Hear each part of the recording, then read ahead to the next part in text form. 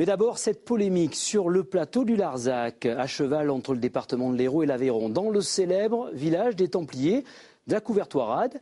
La future station d'épuration n'est tout simplement pas en odeur de sainteté pour tout le monde, à commencer par la châtelaine du village qui la trouve trop proche du château au lieu touristique. Mathilde Flaménil et Régis de Kecker.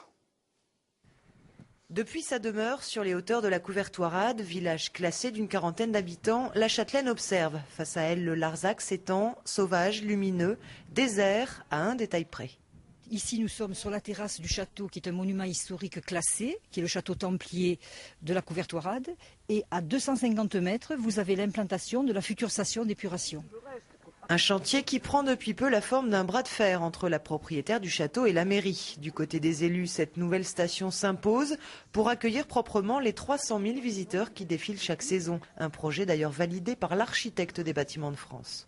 Nous avons fait le choix d'un traitement par les roseaux parce que c'était le système qui évitait le maximum d'impact sur le paysage et le plus écologique.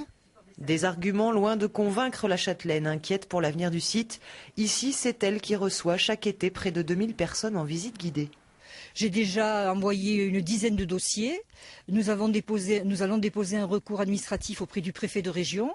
Et ensuite, s'il le faut, nous irons déposer un référé auprès du tribunal administratif pour arrêt des travaux, annulation de l'autorisation et surtout remise en état du terrain dans son état initial.